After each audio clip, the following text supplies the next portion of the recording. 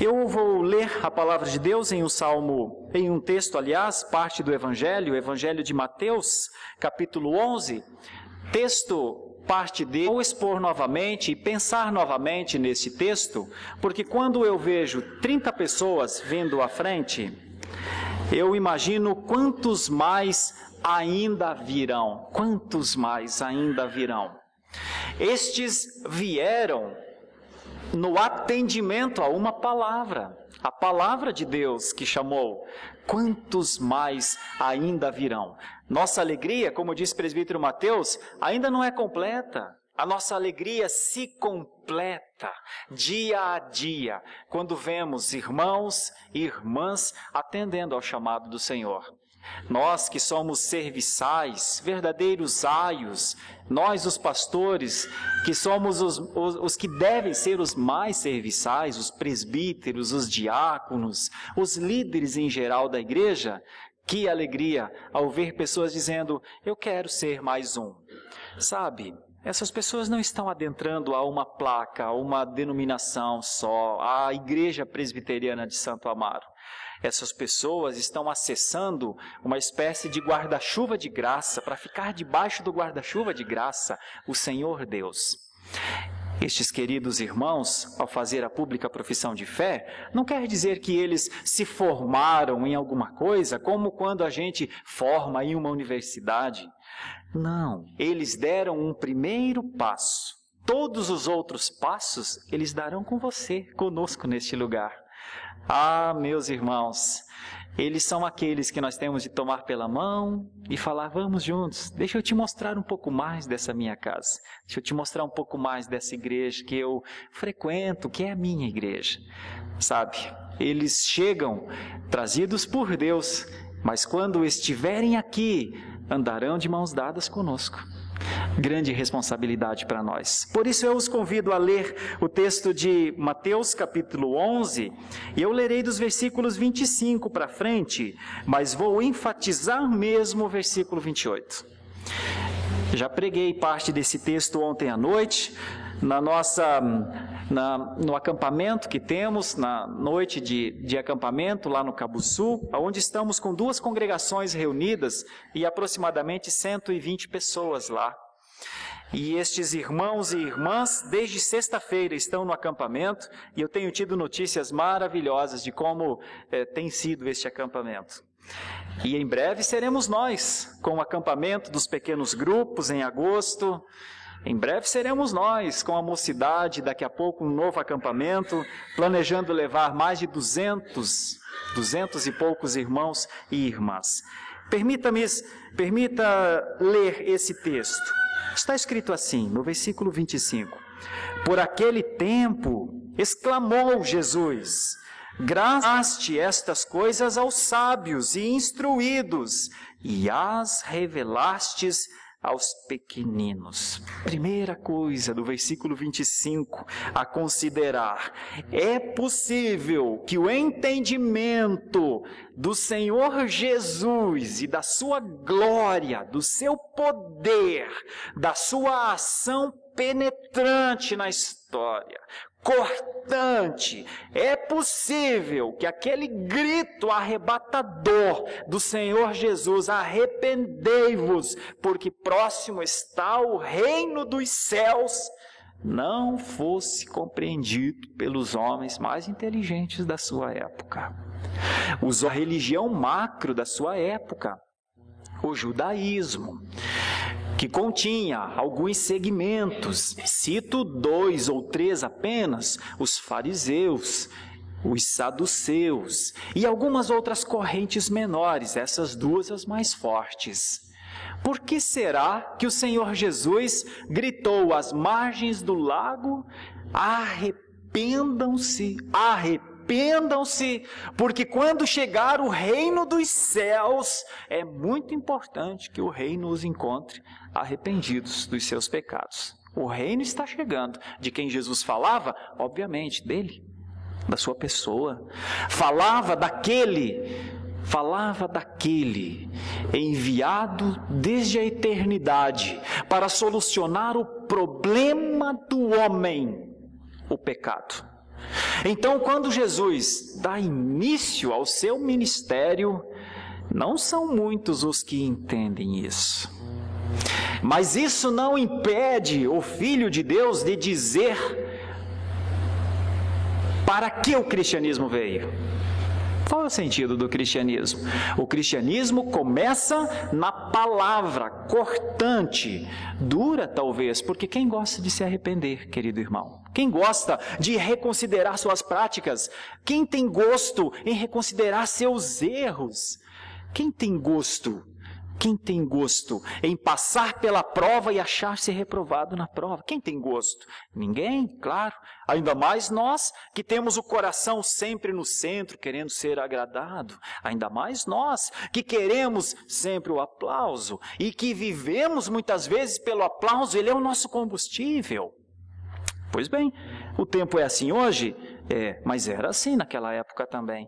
Então aqui, Jesus faz essa consideração, no mínimo para a gente pensar. Ele agradece a Deus que oculta coisas a instruídos, a sábios, mas a revela a pequenos, dependentes, não necessariamente de criança. E olhasse para estas pessoas e dissesse: eles têm o Senhor, meu Pai. Eles não têm a experiência da vida, eles não têm a precisando do Senhor, mas o Senhor faz. E então, quando o Senhor Jesus dá início ao seu ministério, Jesus diz, olha o que diz o versículo 26, sim, ó Pai, porque assim foi do teu agrado. Uma das coisas que o Senhor Jesus mais faz é se congratular com o prazer de Deus. Se congratular com Deus na sua glória, estar trabalhando, estar sendo reconhecido, estar sendo adorado, estar sendo reconhecido de Pai. Você notará mais à frente que é Jesus que o chama de Pai, quando ele instrui os seus discípulos a fazer a oração dominical, a oração conhecida popularmente como a oração do Pai Nosso. Ele chama Deus de Pai. E quando lá no final, quando ele está prestes a ascender aos céus, ele retoma a ideia de chamar Deus do São Um. Obviamente, quando ele diz isso, ele é duramente atacado, perseguido, expulso, e é uma das tentativas de assassinato a Jesus, porque ele disse, eu e o Pai somos um. Mas note, aqui ele está dizendo de maneira singular, sim, ó Pai, porque assim foi do teu agrado. Agora veja o versículo 27. Tudo me foi entregue por meu Pai. Ninguém conhece o Filho, senão o Pai. E ninguém conhece o Pai, senão o Filho. E aquele a quem o Filho o quiser revelar. Essa é uma sequência muito fundamental de Jesus falando de Deus. Meu irmão, você pode ter algumas dúvidas na vida, mas não tenha dúvida que Jesus Cristo é o Filho unigênito de Deus. Você pode ter algumas dúvidas na sua vida, mas não tenha dúvida que ele nasceu de Maria a Virgem, que ele nasceu e veio ao mundo pelo poder do Espírito Santo. Não tenha dúvida de que o mesmo Espírito Santo, que diz a Escritura, pairava sobre a criação, quando da criação, o mesmo verbo, o mesmo sentido é usado para dizer que o Espírito Santo envolveu Maria. Sabe, eu sei que isso é quase um atentado contra a lógica, eu sei que isso é quase um atentado contra a lucidez. Como é que eu vou provar isso? Como é que eu vou defender essa tese? Contudo, é o que a Bíblia diz. E por fé, sob a fé, ancorado na fé, como um barco sendo açoitado pelas ondas, mas a âncora está firmada lá embaixo, assim é o cristão.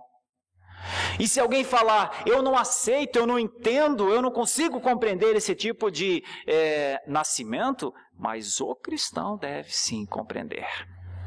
Essa é uma das ênfases do cristianismo. Ele nasceu e ele é sem pecado exatamente por isso. Porque Deus o fez Sabe, Deus o fez. E é nesse nível de unidade que ele fala nessa passagem: tudo me foi entregue por meu Pai.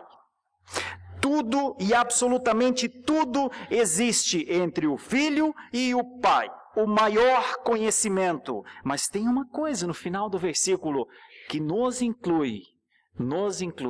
O Espírito de Deus permite que Cristo revele o Pai. Então, em Cristo, eu por fé vejo o Pai. A palavra de Deus diz que ninguém jamais viu a Deus. Não se vê a Deus, porque Deus é Espírito. Mas em Cristo eu vejo Deus. No Cristo, nas ações de Cristo, na completa obediência de Cristo, na obra perfeita de Cristo, desde o seu nascimento, a sua morte e a sua ressurreição, eu vejo o Senhor. É isso que ele está querendo dizer. Eu vim revelar um plano perfeito. Eu vim revelar um plano de resgate. Você pode ter certeza. Jesus não veio para ser a fetiche dos evangélicos. Você pode ter certeza. Jesus não veio para contrastar um ensino, como por exemplo, denominações, instituições, têm seus ídolos, têm suas formações espirituais. Pode ter certeza. Jesus não veio para ser um contraponto de uma idolatria mariana, por exemplo. Não. Sabe por quê? Porque Jesus é antes. Sabe por quê? Porque Jesus é o centro, não há mais. Quando alguma coisa está no centro, não tem mais como outra coisa ir para o centro. Ele é o centro. Ele diz: eu e o Pai, um. Ele diz: para falar com o Pai, eu. Não há, só há um mediador entre Deus e os homens. Está escrito na carta de Paulo a Timóteo 2,5. Não 2, não 3. Você não escolhe o caminho para falar com o Pai. Não, só tem um. Tanto é que em João 14,6 os discípulos estão em dúvida, mas Jesus diz a eles, sem dúvidas, nenhuma dúvida. Chegar ao Pai, senão por mim, não tem jeito. O mediador. É isso que ele está dizendo. O Filho conhece o Pai conhece o Filho. E aqueles a quem ele quiser revelá-lo. Irmãos, uma das coisas mais preciosas para o mundo cristão dos nossos dias, é um Deus que continua a se revelar a pessoas novas que não o conheciam. Um Deus que, conforme diz as Escrituras, não sonega nenhum bem àqueles a quem Ele ama. Você sabe o que é Deus não sonegar nenhum bem? É que Deus deu o seu maior bem, o seu Filho. E este Filho, na autoridade do Pai, chama discípulos, que não está aqui, estão em outras passagens da Escritura, mas ele chama esses discípulos a ele mesmo, e a expressão chamar é muito forte, porque a expressão chama para si mesmos. Estou falando de um outro texto que não está aqui, é Marcos capítulo 3, e ele diz, ele subiu ao monte e chamou para ele mesmo aqueles a quem ele quis. Assim é o Senhor Jesus, chamando. E daqueles a quem ele quis, chamou e designou 12 para estarem com ele, diz o texto lá de Marcos. Para estarem com ele e para saírem e pregar. E para pregar e ter autoridade sobre espíritos imundos, expulsão de demônios, uma situação muito forte dos tempos de Jesus. É assim que o Filho de Deus age. É assim que ele revela o Pai. Deixa eu lhe perguntar, você que conhece, tendo a opção de viverem a fraternidade com você nessa igreja, o quanto você pode revelar a eles com a sua vida, com o seu testemunho, a sua fé, a sua certeza, as suas convicções, com o quanto eles podem contar com você. Quando eles lhe conhecerem, daqui a 1 mês, 2 meses, 3 meses, 1 ano, o que ficará nas suas mentes? como eles lhe verão? Eles lhe verão tanto quanto você está identificado com Deus. Eles lhe verão como um homem de Deus, uma mulher de Deus, um homem de oração, uma mulher de uma palavra temperada. Eles lhe verão como um homem de misericórdia, como uma mulher de misericórdia. Eles lhe verão como alguém que eles podem confiar, como alguém que eles podem pedir ajuda. Eles lhe verão assim: se você for um homem e uma mulher no Senhor, que prefere um dia na sua presença do que 1000 dias nas tendas das perversidades, como diz Salmo 84. Mas eu sei que o inverso fica o Senhor, a santidade que coloca o Senhor no centro, o arrependimento, o quebrantamento do coração, a busca pelas coisas mais sublimes que muitas vezes nossos olhos não conseguem ver, porque nossos olhos estão focados em coisas que o texto bíblico diz que passa. Bom, mas é por isso que estamos aqui, no exercício da espiritualidade, no exercício da fé, para talvez mais um tempo.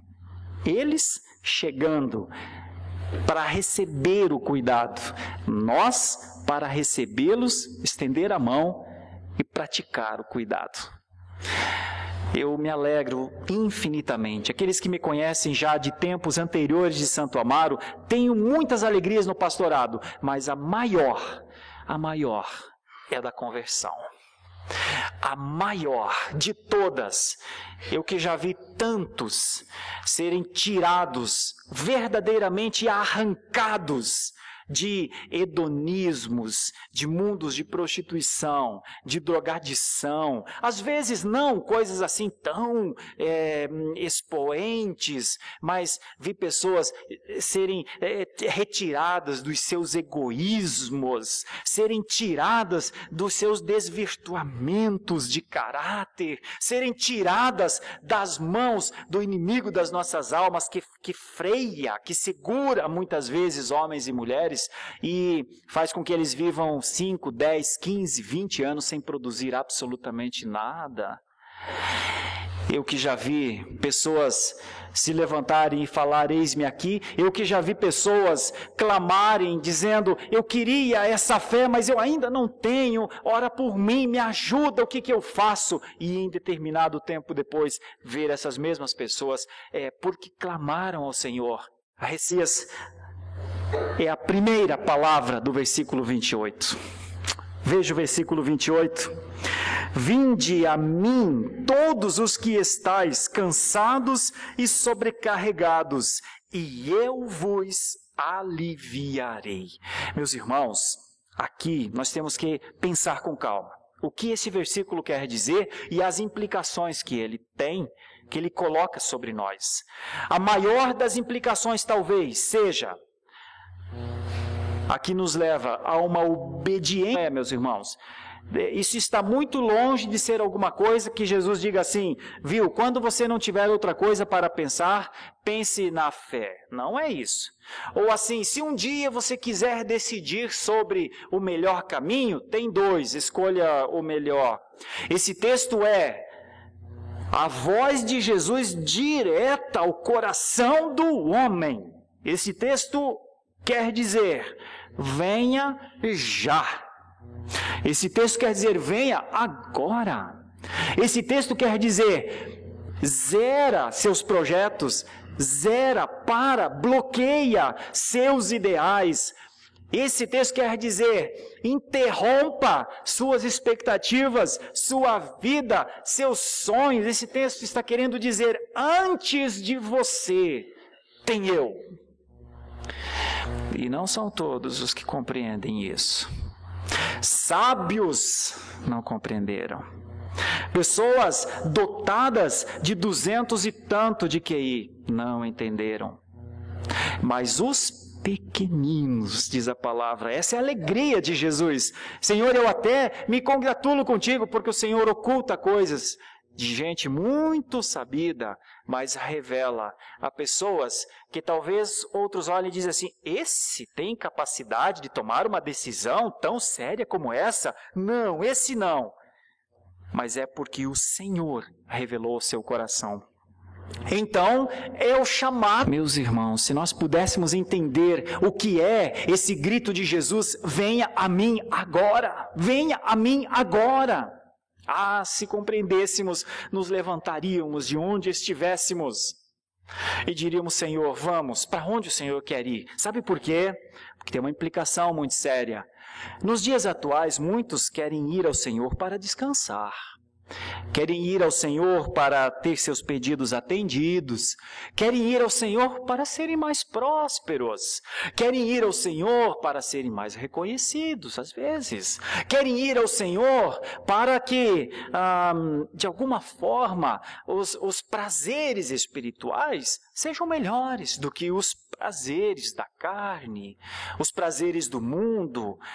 Mas quando o Senhor Jesus diz: vinde a mim, você pode acreditar. Você pode ter muitas dúvidas na sua vida, mas essa você não deve ter. Ele não está chamando pessoas para descansar. Ele está chamando pessoas, sabe para quê? Ele chamou seus discípulos para caminhar por aquela... Vinde a mim, não para um descanso acerca das coisas espirituais. Ele chamou seus discípulos para a atividade. Ele chamou seus discípulos para os projetos dele. Então, vinde a mim e vinde agora. Venha a mim e venha agora. Não é para dizer: Senhor, agora eu cheguei, me deixe sentar neste lugar, eu encontrei uma igreja, eu vou no domingo à noite lá, viu? Não é para isso que o Senhor Jesus está chamando, não. O Senhor está chamando todos. Não são todos. Por isso o versículo diz: todos vós os que? Então, vinde a mim, todos vós, os que compreendem que estão cansados e que estão sobrecarregados. Ontem à noite, eu disse lá no nosso acampamento, meus irmãos, meus queridos irmãos, você que nos visita nessa noite, você que está dando os primeiros passos na fé cristã, quer conhecer um pouco mais da caminhada cristã. Eu e você, provavelmente, todos nós, de maneira unânime, sabemos o que é o fracasso.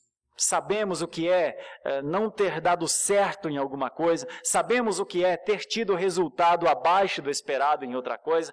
Todos nós, de alguma forma, sabemos o que é um peso de um cansaço e muitas vezes de uma dúvida acerca de nós mesmos. Tentativas. E a palavra cansado e ela traz consigo uma ideia de um esgotamento físico, mas de um esgotamento físico que você não encontra mais energia em você para se levantar.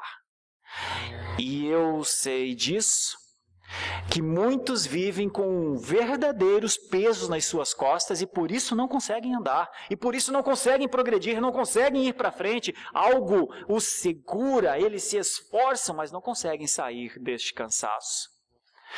Essa é a primeira palavra, cansados. A palavra sobrecarregados, logo depois, traz um outro sentido.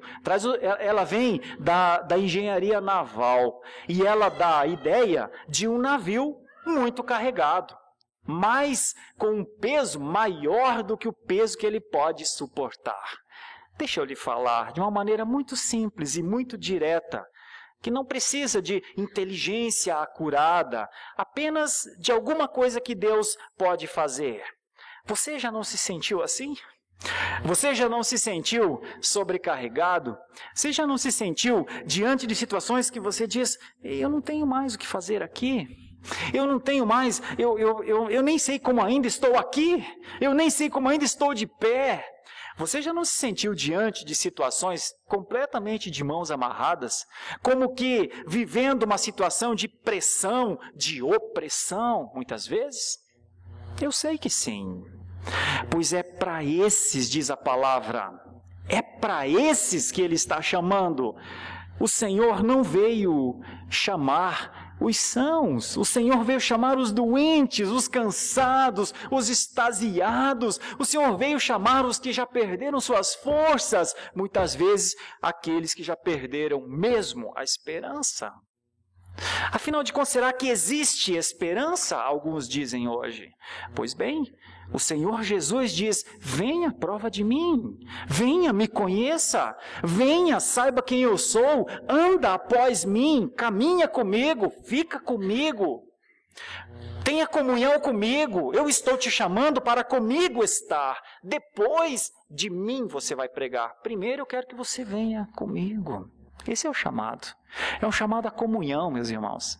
Sabe o que é que eu estou querendo pregar nessa noite? Aqueles que ainda estão alheios à fé, distantes da fé, quero lhe chamar à comunhão. Quero lhe chamar à comunhão com o Filho de Deus. Quero lhe chamar à comunhão com o único que pode abrir as portas do céu para você. Quero lhe chamar com o único, para a presença do único que pode tomar a sua vida, implantar vida nela, porque a minha vida, essa vida aqui vai se acabar. Eu que já passei dos 40, já estou perto do cabo da boa esperança, que eu vou estar cansado, velho, meus cabelos já caíram, daqui uns dias eu vou estar olhando para os meus filhos adultos, eu estou passando, você também está passando. Mas a vida que o Senhor Jesus veio dar, porque Ele tem essa comunhão do Filho com o Pai, porque Ele tem essa unidade do Filho com o Pai, deixa eu lhe falar, essa é a vida para não acabar. Você não pode se alegrar numa vida que é finita, que vai acabar. Essa vida vai acabar, e todos nós vamos chorar nesse momento, lá no cemitério, em algum lugar. Essa vida vai acabar, mas aqueles que foram têm uma promessa de uma vida que não acaba. Sabe, é para isso que o Senhor Jesus chamou: vinde a mim, aqueles que vão se cansando a ponto de vislumbrarem a morte, saberem que a morte está ali perto. Deixa eu lhe falar, quanto mais você sentir o cheiro da morte, a presença da morte, mais você pode estar perto da vida eterna. Eu vim para que tenham vida, disse Jesus, e vida em abundância. Que prega somente a glória e toda a glória ao Senhor, somente Cristo como mediador, somente a Escritura como norma, como regra de fé e prática, somente a graça de Deus que ninguém pode resistir a ela, somente a fé como um dom de Deus para que possa compreender a vida, compreender você, compreender o próprio Deus. Você não pode sair dessa igreja sem ser acrescido dessa mesmo. Se você está longe dos caminhos do Senhor, por favor, ouça em nome de Jesus, é a palavra dele, venha, mas não venha um dia, venha agora, venha agora. Vinde a mim, todos os que estáis cansados e sobrecarregados, e eu vos aliviarei. E eu já estou caminhando para o final com a expressão vos aliviarei. A expressão aliviar aqui do texto é a mesma palavra que nós vemos no nosso toca-CD, que é a palavra pau. Sobre o peso das tuas costas, e eu lhe aliviarei, eu pararei imediatamente aquilo que te leva para o cansaço, a fadiga, eu te levarei, eu tirarei das tuas costas aquilo que te impede de caminhar, de progredir, de ir para frente na sua vida. Irmãos, qualquer criança entende isso. E é por isso que Jesus disse: Pai, os sábios, os instruídos, não compreendem isso. Talvez eles apostem na sua sabedoria, na sua instrução, mas eles continuarão com as cargas sobre as suas costas. E muitas vezes pensarão: mas eu conheço da vida, eu sei o que é melhor. Por que eu sou infeliz? Por que as coisas não funcionam para mim? Por que o meu lar é desestruturado? Por que eu não tenho paz? Por quê? Se eu sou instruído, se eu sou sábio, por quê? A palavra de Deus diz que é acaso que Deus oculta mesmo. Mas há casos que Deus dá um entendimento a quem por si só não tem condições de entender. Certamente eu sou um desses. Se o Senhor não tivesse aberto os meus olhos, não teria entendimento para compreender a salvação em Cristo Jesus. Mas eu preciso dizer isso para você. aqui, todos assentados, não há condição de distinguir, de separar ninguém, absolutamente. Mas, certamente, se eu dissesse, há alguém aqui que pode testemunhar que o Senhor aliviou suas cargas, lhe deu paz, lhe deu alegria, e que estar com o Senhor é a melhor das suas decisões, tem alguém aqui que quer testemunhar? Certamente, 5, 6, 10 levantariam as suas mãos. Sabe por quê? Porque a fé não é uma hipótese, a fé é uma realidade. E é dessa realidade que Cristo fala. Eu posso, em realidade, aliviar o seu cansaço, a sua sobrecarga, o seu peso, o que te impede de ser, em dignidade, um ser humano. Porque, na minha perspectiva, você só encontra a dignidade da existência, da criação, na redenção. Você só encontra a dignidade, de verdade, o entendimento de por que você foi criado, na redenção. E esse é um tempo de redenção. Eu finalizo me alegrando com estes queridos irmãos e irmãs mais uma vez. Tanto aqueles que vieram de outras instituições, já conhecem o Senhor Jesus, já entregaram sua vida ao Senhor Jesus, como aqueles que estão tomando essa decisão nestes tempos, tomaram essa decisão nesses tempos, e agora, numa perspectiva de exposição do que interiormente sentem, eles querem dizer publicamente. Me alegro nisso, porque isso é o chamado eficaz. E essa é a resposta ao chamado eficaz. O Senhor, Deus, lá de cima, chamou eficazmente. E quando chamou, regenerou seus corações. E ao regenerar seus corações, deu a eles capacidade para compreender o chamado. E então vem a conversão.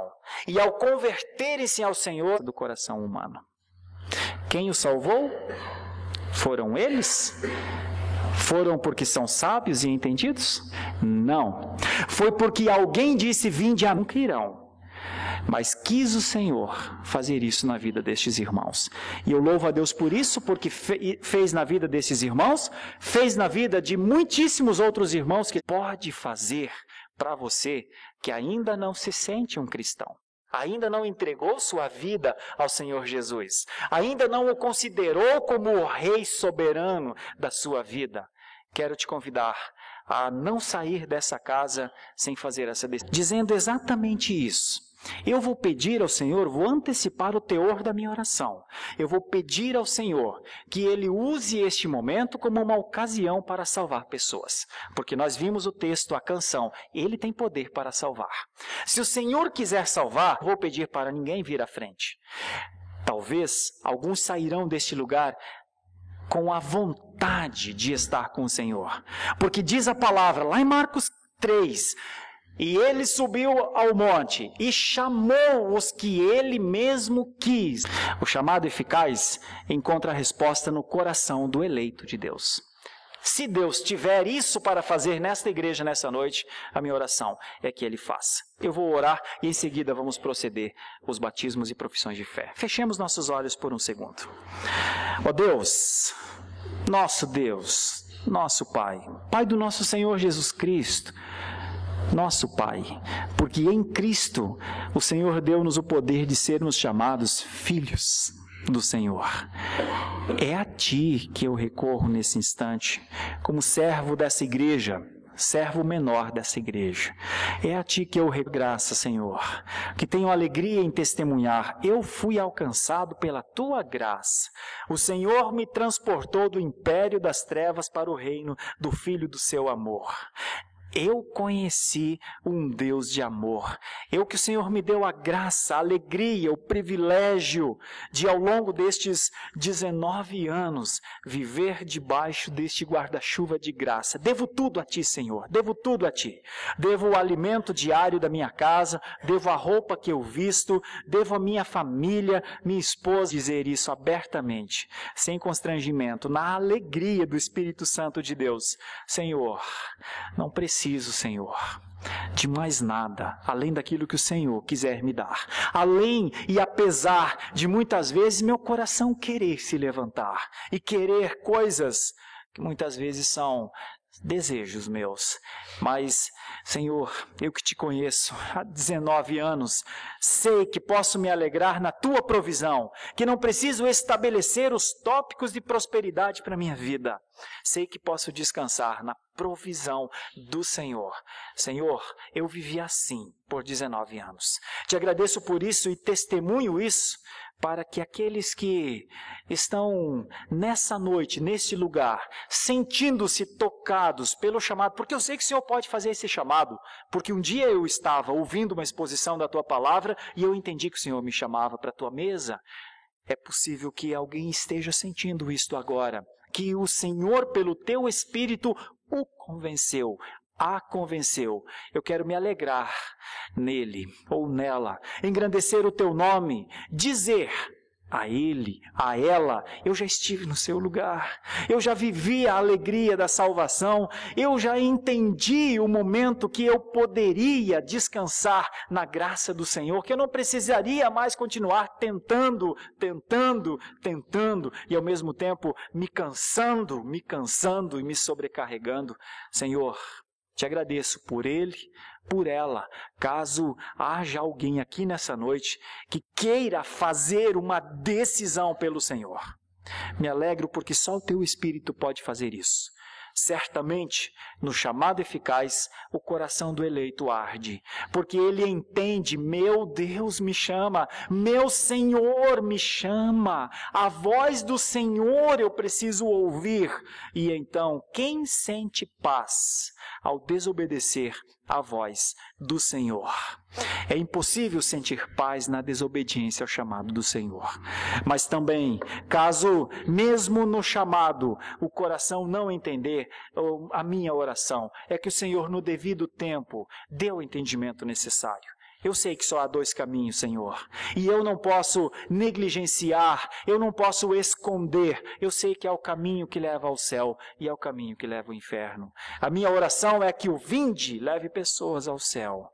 Eu não prego para que as pessoas vão para o inferno, eu prego para que as pessoas vão ao céu, meu Senhor. Mas eu só sei um pouco. Eu só vejo um pouco, o Senhor tudo vê, o Senhor tudo sabe. E diante de ti está esta palavra, este entendimento para o Senhor fazer o que o Senhor quiser fazer. Faça a tua obra, meu Deus e meu Pai, no coração da tua igreja em santificação, no coração daqueles que estão neste momento pela primeira vez, segunda vez, conhecendo a fé, que é a verdadeira salvação. Eu sei que sábios e instruídos talvez não compreendam santificação e salvação, mas os teus eleitos compreendem, e isso chega. Não precisam de mais nada. Assim oramos em nome de Jesus. Amém.